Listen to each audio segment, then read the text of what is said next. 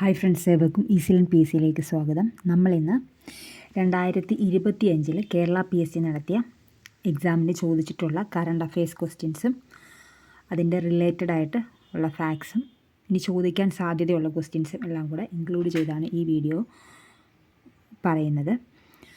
നിങ്ങൾ ആരെങ്കിലും സബ്സ്ക്രൈബ് ചെയ്യാതെ കാണുന്നവരുണ്ടെങ്കിൽ ഒന്ന് സബ്സ്ക്രൈബ് ചെയ്തേക്കണേ. അതുപോലെ തന്നെ ടെലഗ്രാം ലിങ്കിൽ ജോയിൻ ചെയ്യാത്തവരുണ്ടെങ്കിൽ ജോയിൻ ചെയ്തേക്കണേ. ടെലഗ്രാമിൽ എടുക്കുന്ന ഓരോ ക്ലാസ്സിൻ്റെ PDF-ഉം അതുപോലെ തന്നെ പ്രീവിയസ് ഇയർ ക്വസ്റ്റ്യൻസ്, പ്രൊവിഷണൽ ആൻസർക്ക്, ഫൈനൽ ആൻസർക്ക്, ഡെയിലി കറണ്ട് അഫയേഴ്സ് എല്ലാം ലഭ്യമാണ്. അപ്പോൾ ടെലഗ്രാം ചാനലിൻ്റെ ലിങ്ക് ഡിസ്ക്രിപ്ഷനിൽ കൊടുത്തേക്കാം. നമുക്ക് പെട്ടെന്ന് തുടങ്ങാം. 2024 ഐക്യരാഷ്ട്രസഭയുടെ ജൈവ വൈവിധ്യ സമ്മേളനം നടന്നത് എവിടെയാണ്? കാലി, കൊളംബി. ഫോറസ്റ്റിൻ്റെ ഒരു എക്സാമിന് ചോദിച്ചാണിത്. 2024 ഐക്യരാഷ്ട്രസഭയുടെ ജൈവ വൈവിധ്യ സമ്മേളനം നടന്നത് കാലി, കൊളംബി. അടുത്തിടെ COP29 കാലാവസ്ഥാ വ്യതിയാന സമ്മേളനം നടന്നത് ബാക്കു, അസർബൈജാൻ. അടുത്തിടെ COP29 കാലാവസ്ഥാ വ്യതിയാന സമ്മേളനം നടന്നത് എവിടെയാണ്? Baku, Azerbaijan. 2021 നവംബറിൽ UNFCCCയുടെ COP26 അതായത് 26ാമത് സെഷനിൽ ഇന്ത്യ നെറ്റ് സീറോ ലക്ഷ്യം നേടാനുള്ള കാലാവധി എത്രയാണ് പറയുന്നത്? 2070. 2021 നവംബറിൽ UNFCCCയുടെ COP26 അതായത് 26ാമത് സെഷനിൽ ഇന്ത്യ നെറ്റ് സീറോ ലക്ഷ്യം പ്രഖ്യാപിച്ചത് 2070-നാണ്. CDM പ്രൊജക്റ്റിന് കീഴിൽ സഹകരണ വനവൽക്കരണ പരിപാടിക്ക് ഇന്ത്യയിൽ ആദ്യത്തെ കാർബൺ എമിഷൻ റിഡക്ഷൻ ലഭിച്ചത് ഏത് സംസ്ഥാനത്താണ്? ഹരിയാന. CDM പ്രൊജക്റ്റിന് കീഴിൽ സഹകരണ വനവൽക്കരണ പരിപാടിക്ക് ഇന്ത്യയിലെ ആദ്യത്തെ കാർബൺ എമിഷൻ റിഡക്ഷൻസ് ലഭിച്ചത് ഏത് സംസ്ഥാനത്താണ്? ഹരിയാന. 2024 സാഹിത്യത്തിനുള്ള നൊബേൽ സമ്മാനം ലഭിച്ചത് ഹാൻ ക്യാങ്ങിന്. 2024 സാഹിത്യത്തിനുള്ള നൊബേൽ സമ്മാനം ലഭിച്ചത് ആർക്കാണ്? ഹാൻ ക്യാങ്ങിനാണ്. ദക്ഷിണ കൊറിയൻ എഴുത്തുകാരിയാണ് ഹാൻ ക്യാങ്. അവരുടെ പ്രധാന കൃതികൾ the vegetarian, white book, human acts എന്നിവയാണ്. ഈ നൊബേൽ സമ്മാനത്തിൻ്റെ ഒരു ക്വസ്റ്റ്യൻ ഷുവറായിട്ടുണ്ട്. പ്രത്യേകിച്ച് ഈ ഹാൻ ക്യാങ്ങിനെ കുറിച്ച് സ്റ്റേറ്റ്മെൻറ്റ് ടൈപ്പായിട്ടും ക്വസ്റ്റ്യൻ ചോദിച്ചിട്ടുണ്ട്, ഇപ്പോഴും ചോദിക്കുന്നുണ്ട്. 2024 മുതൽ ഇങ്ങോട്ട് ഒരുപാട് ക്വസ്റ്റ്യൻ പേപ്പറിലുണ്ട്. 2025 ചോദിച്ചിട്ടുണ്ട്.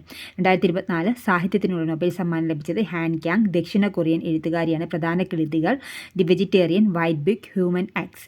2024 ബ്രിക്സ് ഉച്ചകോടി നടന്നത് റഷ്യയിലെ കസാനിലാണ്. 2024 ബ്രിക്സ് ഉച്ചകോടി നടന്നത് റഷ്യയിലെ കസാനിലാണ്. ബ്രിക്ക് രൂപം കൊണ്ടത് 2006-ലാണ്. സൗത്ത് ആഫ്രിക്ക അതിൽ അംഗമായത് 2010-ലാണ്. സൗത്ത് ആഫ്രിക്ക അതിൽ അംഗമായത് എപ്പോഴാണ്?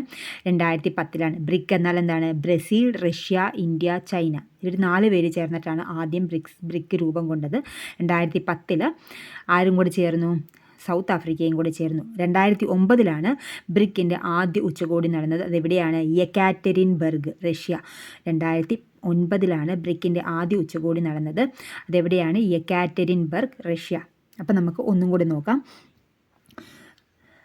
2024 ഐക്യരാഷ്ട്രസഭയുടെ ജൈവ വൈവിധ്യ സമ്മേളനം എവിടെയാണ് നടന്നത്? കാലി, കൊളംബി. അടുത്തിടെ COP29 കാലാവസ്ഥാ വ്യതിയാന സമ്മേളനം നടന്നത് ബാക്കു, അസർബൈജാൻ. 2021 നവംബറിൽ UNFCCCയുടെ 26ാമത് സെഷനിൽ ഇന്ത്യ നെറ്റ് സീറോ നേടാനുള്ള ലക്ഷ്യം പ്രഖ്യാപിച്ചത് 2070.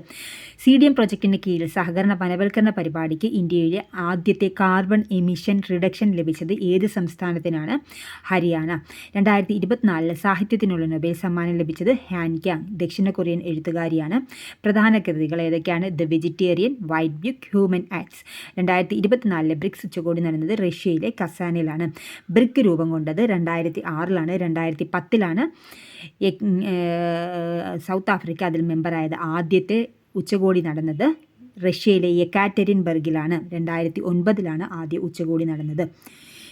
2024 ബ്രിക്സിൽ അംഗങ്ങളായ രാജ്യങ്ങൾ ഏതൊക്കെയാണ്? Egypt, Ethiopia, Iran, UAE, Saudi Arabia. 2024 ബ്രിക്സിൽ അംഗങ്ങളായ രാജ്യങ്ങൾ ഏതൊക്കെയാണ്?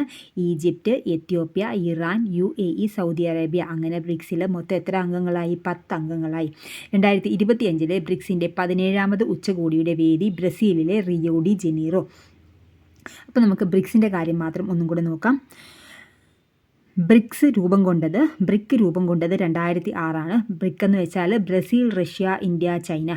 ആദ്യത്തെ ഉച്ചകോടി നടന്നത് റഷ്യയിലെ യെക്കാറ്റെരിൻബർഗിലാണ്. പിന്നെ എപ്പോഴാണ് ബ്രിക്സ് ആയത്? സൗത്ത് ആഫ്രിക്കയും കൂടി ചേർന്നപ്പോഴാണ് ബ്രിക്സ് ആയത്. സൗത്ത് ആഫ്രിക്ക ചേർന്നത് 2010-ലാണ്. 2024 ബ്രിക്സിൽ അംഗങ്ങളായ രാജ്യങ്ങളാണ് Egypt, Ethiopia, Iran, UAE, Saudi Arabia. അങ്ങനെ മൊത്തം 10 അംഗങ്ങളായി. 2025 ബ്രിക്സിൻ്റെ 17ാമത് ഉച്ചകോടിയുടെ വേദിയാണ് ബ്രസീലിലെ റിയോ ഡി ജനീറോ. 2024 കേരള പ്രഭ പുരസ്കാരത്തിന് അർഹരായവർ എസ് സോമനാഥും ഭുവനേശ്വരിയുമാണ്. 2024 കേരള പ്രഭ പുരസ്കാരത്തിന് അർഹരായവരാരൊക്കെയാണ്? എസ് സോമനാഥ്, ഭുവനേശ്വരി. ആരാണ് ഭുവനേശ്വരി? എസ് സോമനാഥ് നമുക്കറിയാം, മുൻ ISRO ചെയർമാനാണ് എസ് സോമനാഥ്. ഇപ്പോഴത്തെ ISRO ചെയർമാൻ ആരാണ്? വി നാരായണൻ. അപ്പോൾ ഭുവനേശ്വരി ആരാണ്?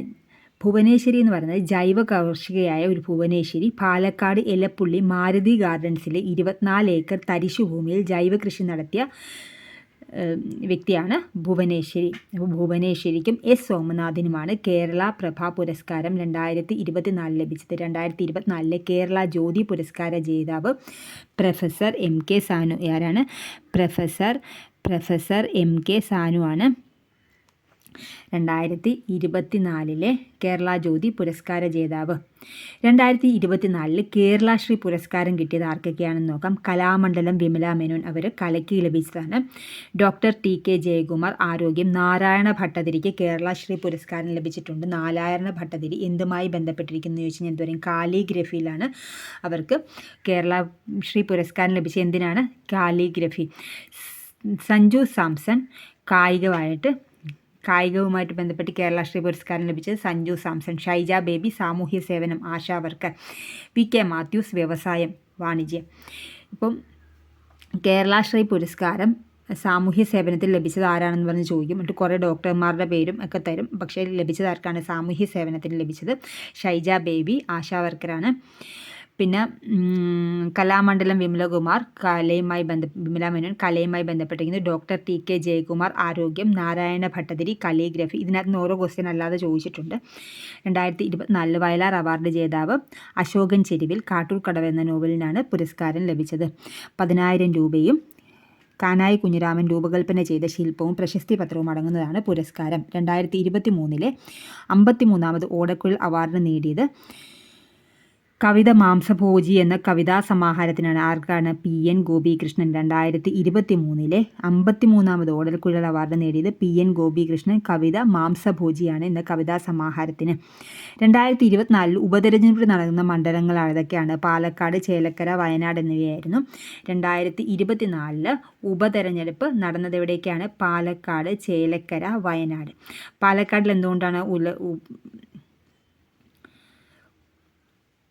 ഉപതെരഞ്ഞെടുപ്പ് നടന്നതെന്ന് നോക്കാം. പാലക്കാട് മണ്ഡലത്തിൽ പാലക്കാട് MLA ആയിരുന്ന ഷാഫി പറമ്പിൽ ലോക്സഭയിലേക്ക് തിരഞ്ഞെടുത്തു. അതുകൊണ്ട് അവിടെ ഉപതെരഞ്ഞെടുപ്പ് നടന്നു. വയനാട്ടിൽ എന്ത് പറ്റി?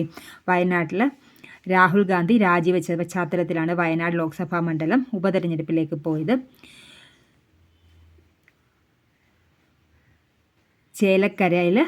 പാലക്കാട്, ചേലക്കര, വയനാട് 2024 ലോക്സഭാ തെരഞ്ഞെടുപ്പിൽ ആലത്തൂർ മണ്ഡലത്തിൽ നിന്ന് ജയിച്ചത് ചേലക്കര MLAയും അന്നത്തെ ദേവസ്വം മന്ത്രിയുമായിരുന്ന K രാധാകൃഷ്ണനായിരുന്നു. K രാധാകൃഷ്ണൻ മാറിയത് കൊണ്ടാണ്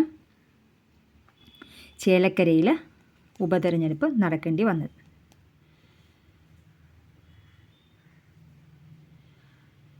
ഓക്കെ, അപ്പം നമുക്ക് ഒന്നും കൂടി നോക്കാം.